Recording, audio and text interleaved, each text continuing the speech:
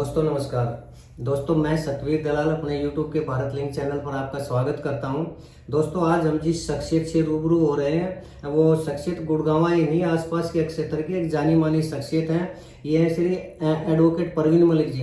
Advocate Parveen Malik ji एक advocate तो है ही है, वकील तो है ही, एक पॉलिटिशियन भी है, एक उद्योगपति भी हैं और RWA के प्रेसिडेंट भी हैं। तो इतनी खूबियों के मालिक हैं परवीन मलिक जी। आइए सबसे पहले तो हम अपने भारत लिंक चैनल पर इनका स्वागत करते हैं। मलिक साहब आपका हमारे भारत लिंक चैनल पर सर बहुत बहुत स्वागत है। मैं भारत लिंक की पूरी टीम का मेरे इंटरव्यू के लिए मैं आपका धन्यवाद करता हूं और साथ में आपकी टीम का स्वागत भी करता हूं। जी बहुत बहुत धन्यवाद सर। अच्छा एक कि मलिक साहब मैं थोड़ा सा हमारे दर्शक जानना चाहेंगे, पहले तो आपके बारे में जानना चाहेंगे, आपके सफर के बारे में। आपने अपने सफर की शुरुआत कहाँ से की, मतलब कहाँ आपका जन्म हुआ और यहाँ कैसे आए आप? सर मेरा जन्म रोहतक डिस्ट्रिक्ट के गांव खैरावड़ में, जिसको हम कलावड़ बोल देते हैं, वहाँ मेरा जन्म हुआ। चौधरी उमेद मलिक पूर्व सरपंच मेरे पिताजी हैं जी। और वहीं से फिर मैंने अपनी शुरुआती जो पढ़ाई है वहीं से शुरू करी जी। फिर मेरी कुछ पढ़ाई मेरी दिल्ली में हुई जी। मान पब्लिक स्कूल मेरा रेजिडेंशियल स्कूल था जी। उसके बाद डॉक्टर जयसिंह मलिक के स्कूल नित्यानंद अकेडमी से मैंने वहां से फिर मैंने अपनी 12वीं कक्षा उत्तीर्ण करके फिर मैंने इंजीनियरिंग ऑप्ट करी, मैकेनिकल इंजीनियरिंग जी। कुरुक्षेत्र यूनिवर्सिटी से मैंने इंजीनियरिंग करी मैकेनिकल में। फिर उसके बाद मेरी जॉब लगी, मैंने मल्टीनेशनल कंपनीज में काम किया है, LG, कैरियर माइडिया, माइक्रोमैक्स, पुरानागल जैसी कंपनियों में मैंने नौकरी करी है। साथ साथ मैंने MBA करी। अच्छा। MBA के साथ साथ MBA के बाद फिर मैंने लॉ की जी। तो मेरे पास 3 डिग्रियां हैं, BTech mechanical, MBA operations and law graduate जी। उसके बाद सर मैं 2015 में मैं गुड़गांव आया था। ठीक है। और तब से मैं गुड़गांव में रह रहा हूँ। और 2017 में फिर मैंने अपनी खुद की इंडस्ट्री स्टार्ट की थी। अच्छा। मेरी 2 कंपनियां हैं, यूनाइटेड इलेक्ट्रॉनिक्स और यूनाइटेड टेक प्रो। क्या होता है सर इनमें? तो सर यूनाइटेड इलेक्ट्रॉनिक्स में तो बेसिकली हम मैन्युफैक्चरिंग करते हैं ठीक है पावर केबल की जी। और जो कि हमारा 99% एक्सपोर्ट है ठीक है। और यूनाइटेड टेक प्रो में मैं काम करता हूँ ministry of industries and commerce के साथ as a principal investment consultant make in India में जी। तो उसमें क्या है कि हम बेहतरीन इन्वेस्टमेंट इंडिया में कैसे करा सकते हैं, मैं उसमें काम करता हूँ जी।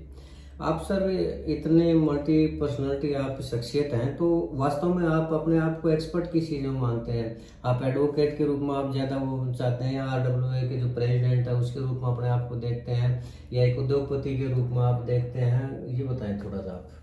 सर देखिए क्या है, रही बात एडवोकेट की, एडवोकेट तो मेरे पास क्योंकि लॉ ग्रेजुएट हूं मैं तो इसलिए मैं एडवोकेट अपने नाम के आगे लगाता हूं। लेकिन मेरा प्रोफेशन जो है वो एडवोकेसी नहीं है। मैं मोस्टली बिलीव करता हूं सरकार की पॉलिसीज को पढ़ने में और उनमें जो कोई त्रुटियां हैं या उनमें कोई इम्प्रोवाइजेशन है उस पर काम करने में प्रो बोनो बेसिस पे। रही बात मेरे प्रोफेशन की, जिसमें मैं अपने आप को मतलब एक्सपर्ट की तो कोई बात ही नहीं होती है, सब एक हर दिन एक नया लर्निंग का डे है। तो मैं एज ए बिजनेसमैन भी, क्योंकि मेरे लिए रोजी रोटी भी उतनी जरूरी है, साथ में आपने जिक्र किया RWA प्रेसिडेंट का, सर वो मेरी एक सामाजिकता का पार्ट है क्योंकि समाज ने जो हमें दिया है उसको लौटाना भी बहुत जरूरी है। तो सामाजिकता को देखते हुए मैंने ये ऑप्ट किया था और फिर सोसाइटी के लोगों ने मेरे पे विश्वास किया। मैं 2019 से लेकर 2021 तक मैं प्रेसिडेंट रहा। फिर मैंने कुछ चुनाव नहीं लड़ा, फिर कुछ कारणों से मध्यवर्ती चुनाव हुए 2022 में, लोगों ने मुझे फिर चुन दिया। तो मैं तब से लोगों की सेवा कर रहा हूँ जी। सर आप 2 फैक्ट्रियों के ओनर भी हैं, तो आज के दिन जो माहौल है उसके हिसाब से क्या आपको लगता है कि उद्योग चलाना इतना आसान है? सर देखिए क्या होता है, सरकार बात तो करती है मेक इन इंडिया की या फिर उद्योगपतियों को सपोर्ट करने की, लेकिन जब हम धरातल पे बात करते हैं, जैसे हम GST की बात कर लेते हैं जी। GST को बोला जाता है बहुत ही एक सही सटीक कदम था, लेकिन इसमें अभी भी बहुत सी कमियां हैं जी। उनको सुधार किया जा सकता है। प्लस खासकर MSME अभी सरकार ने एक बहुत अच्छी स्कीम निकाली थी, मैं बड़ा अप्रिशिएट कर रहा था हमने उस स्कीम को भी, कि भाई जो भी MSME उद्योग है उनको कोई भी उनका जो लेनदार देनदार है वो 45 दिन में सारी पेमेंट को क्लोज करेगा जी। अदरवाइज क्या होता है कि सरकार ने तो वो पॉलिसी तो लगा दी लेकिन उसकी इम्प्लीमेंटेशन जी।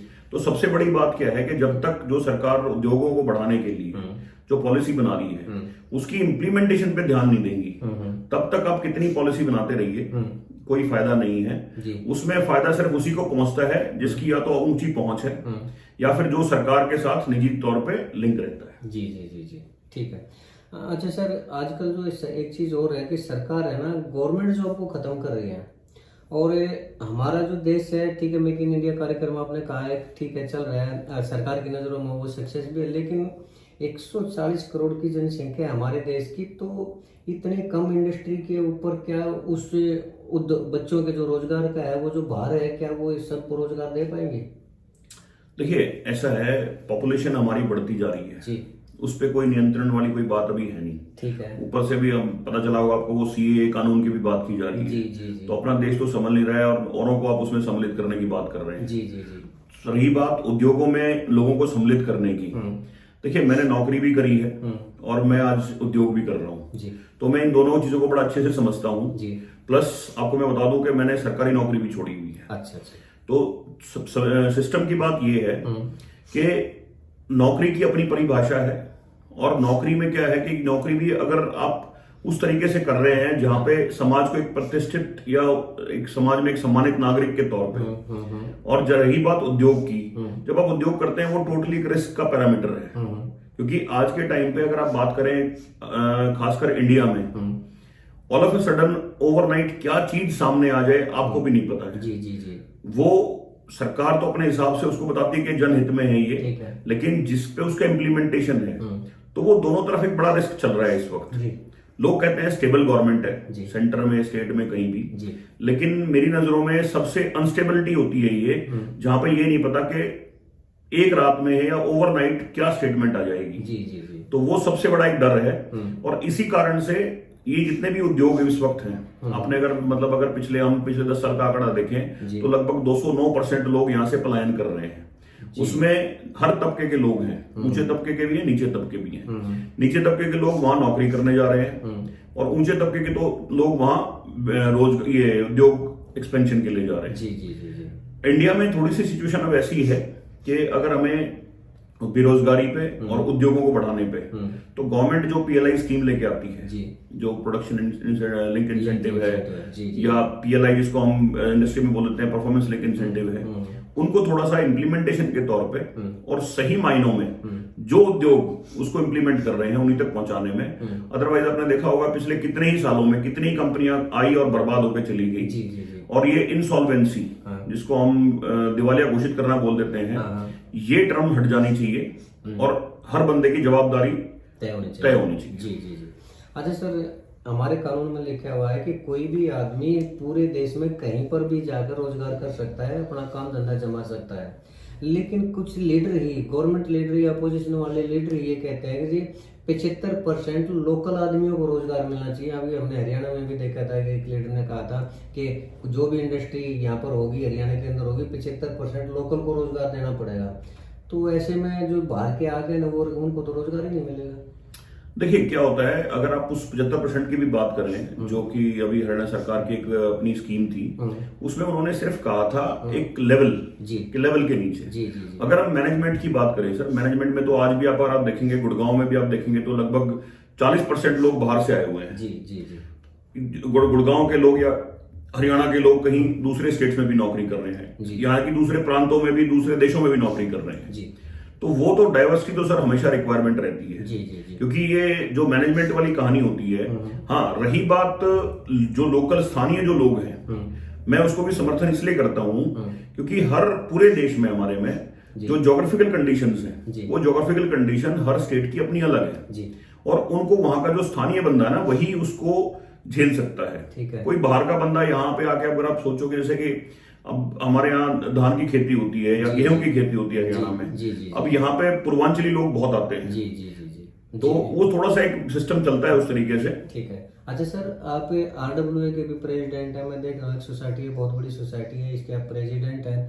तो मैं एक बिल्डर से संबंधित आपसे सवाल पूछना चाहूँगा। देखो, कोई भी आदमी जब कोई फ्लैट लेने की कोशिश करता है, बुक करवाता है, पेमेंट भी दे देता है जी, और वो 1-2 साल के अंदर तो 80-90% पेमेंट ले लेते हैं, उसके बाद 10-10, 12-12 साल तक उसका पोजीशन देते नहीं, प्रोजेक्ट को पूरा नहीं करते। तो ऐसे में आम आदमी क्या करे? ऊपर से बिल्डर का, लीडर का और क्रिमिनल का एक ऐसा गठजोड़ है कि ताकत से उनसे कोई आदमी उनसे जीत नहीं सकता, लड़ नहीं सकता। कोर्ट में जाते हैं तो सालों साल लग जाते हैं कोर्ट में भी। तो इन बिल्डर की चीटिंग से कैसे आम आदमी को जो फ्लैट बुक करवाते हैं या प्लॉट लेते हैं, उनको कैसे वो मिले? देखिए, अगर मैं बात करता हूँ बिल्डर लॉबी की, बिल्डर लॉबी खासकर हरियाणा में तो इतनी स्ट्रांग है सर जी। पिछले 10 साल से तो मैं खुद लड़ रहा हूँ जी। आपने जिक्र किया कि मैं RW का प्रेसिडेंट हूँ, मेरी सोसाइटी है सारे होम्स, मैं NCDRC, HRERA, इंसॉल्वेंसी यानी NCLT, हम सब में हमने लड़के, और आज फाइनली हमारा 10 साल के बाद, इनफैक्ट सरकार के सामने भी मैंने गुहार ये लगाई थी और मैं उस लेवल तक पहुंच भी गया था कि आप HSVP एक्ट के तहत इसको टेक ओवर भी कर सकते हैं जी जी जी। प्रॉब्लम ये है कि सर गुड़गांव जिस तरह से एक्सपेंशन कर रहा है, अगर हम इनकी बिल्डर की लॉबी की बात करें तो हरियाणा में गिने चुने शहर है जी। हरियाणा में आप मान के चलिए गुड़गांव है, फरीदाबाद है, हिसार है, सोनीपत है, रोहतक है, ये मुख्य शहर हैं जिन्होंने अब ये बिल्डर लॉबी पनप रही है जी। जो किसानों से जमीन लेती है और जमीन लेके फिर उस पर बिल्डिंग रेडी करते हैं, बिल्डिंग कोड के तहत ये लाइसेंस कॉलोनी रेडी करते हैं जी जी जी। अब उसमें क्या सबसे बड़ी बात, तो सबसे पहले तो जो भी आदमी अपना मकान देखे उसके लिए 3-4 चीजें बड़ी महत्वपूर्ण है। एक तो वो रास्ता देखे कि 24 मीटर का रास्ता यानी कनेक्टिविटी उसकी है या नहीं है। दूसरा क्या है कि उसके लिए पानी की व्यवस्था, बिजली की व्यवस्था, क्योंकि प्रोविजन पे, क्योंकि सरकार हर चीज आज के टाइम पे प्रोविजन पे दे देती है कि भाई आपका प्रोविजनल मैंने अरेंजमेंट कर दिया है, वो टैंकर के थ्रू है या फिर किसी के थ्रू भी है, तो वो 3 चीजें, बिजली, पानी और सड़क, ये 3 चीजें सबसे पहले एक बार चेक कर लें और ग्राउंड पे चेक कर लें कि भाई आपकी अवेलेबिलिटी वहां पे है कि नहीं है। नॉर्मली क्या करते हैं, रास्ते के लिए तो किसी किसान की जमीन किराए पे ले लेते हैं, बाद में जब वहां लोगों की ऑक्यूपेंसी हो जाती है फिर वहां ब्लैकमेलिंग शुरू हो जाती है, और ये सबसे बड़ा मुद्दा है 24 मीटर रोड का भी, और उसी कारण से फिर सीवरेज, बिजली और पानी ये पूर्ति नहीं हो पाती। ठीक है, तो ये 3 चीजों का हमेशा ध्यान रखना चाहिए सर जी जी जी। अच्छा सर, आप पॉलिटिशियन भी हैं तो मैं पूछना चाहूंगा क्या कीजिए, आप राजनीतिक पार्टी से भी जुड़े हुए हैं या नहीं जुड़े हुए? सर मैं पार्टी पॉलिटिक्स में थोड़ा कम बिलीव करता हूँ। अच्छा। मैं इंडिविजुअल पॉलिटिशियंस या इंडिविजुअल लेवल पे जो लोग काम करते हैं वो किसी भी पार्टी से हो सकता है, मतलब जरूरी नहीं है कि वो किसी पर्टिकुलर पार्टी से होगा। मतलब अगर मैं बात करूं भाजपा में कुछ अच्छे नेता हैं, कांग्रेस में भी बहुत अच्छे नेता हैं, कुछ इंडिपेंडेंट है वो भी बहुत अच्छे लीडर्स हैं, तो मैं इंडिविजुअल स्पेसिफिक बात ज्यादा बिलीव करता हूँ रादर देन पार्टी पॉलिटिक्स। क्योंकि पार्टी पॉलिटिक्स में क्या है कि आप किसी भी गधे को आप मतलब सिंहासन में बिठा सकते हो जी जी जी जी। तो वो चीज मैं मतलब मेरी अपने विचार उससे संलग्न नहीं है सर। कभी आपका चुनाव लड़ने का विचार है पार्टी पॉलिटिक्स का? सर ये तो समय बताएगा, मतलब मेरी कोई ऐसी निजी जी, जी, वो ये नहीं है कि भी कोई रिस्ट्रिक्शंस है, लेकिन क्या है मैं अपना काम कर रहा हूँ और अपने काम पे जैसे मैंने बताया कि मैं इंडिविजुअल पॉलिटिक्स में और इंटेलेक्चुअल पॉलिटिक्स में बिलीव करता हूँ। फ्यूचर प्लानिंग क्या है आपकी? Future planning in terms of किसी भी वहाँ पे उद्योगपति बनना चाह रहे हैं या फिर पॉलिटिशियन बनना चाह रहे हैं या समाज सेवक बनना चाह रहे हैं? सर देखिए, उद्योगपति तो मैं हूँ ही, आज भी मैं बिजनेस कर रहा हूँ, उसको ग्रोथ भी हमेशा कोई जो आदमी जिसमें काम कर रहा होता है, क्योंकि मेरा जो रोजी रोटी है वो वहीं से चल रही है। ठीक है, और उसके बिना तो भाई कहते हैं ना खाली पेट तो भजन नहीं होता जी जी जी। तो अगर मेरे को राजनीति भी करनी है, और अब इंडिया में तो राजनीति का इतना बड़ा स्तर बना दिया कि जब तक आपके जेब में अगर 5 से 10 करोड़ रुपए नहीं है तो आप एक नॉर्मल पार्षद का चुनाव भी नहीं लड़ सकते। ठीक है, तो उसके लिए मुझे पैसा भी चाहिए, तो मेरे को उद्योग तो बढ़ाना ही बढ़ाना पड़ेगा। ठीक है, रही बात राजनीति की, क्योंकि राजनीति में मैं सक्रिय हूँ और मेरे पिताजी भी राजनीति में रहे हैं, तो कहीं ना कहीं वो जीन्स तो ट्रांसफर होते ही हैं, तो मेरे को कोई राजनीति से परहेज भी नहीं है जी जी। और मैं उस दिशा में काम भी करता हूँ, लेकिन जैसे मैंने बताया कि मैं इंटेलेक्चुअल पॉलिटिक्स यानी जो पढ़े लिखों की राजनीति है, तथ्यात्मक जो राजनीति है या जो कार्य क्षेत्र की राजनीति है, धर्मनिरपेक्ष जो राजनीति है, मैं उसमें बिलीव करता हूं और उसी दिशा में मैं काम भी करता हूं। बहुत बढ़िया सर। सर आपने हमारे लिए इतना टाइम निकाला, इसके लिए हम आपका बहुत धन्यवाद करते हैं। सर एक आखिरी सवाल मैं पूछना चाहूंगा, आप समाज को कोई मैसेज देना चाहेंगे?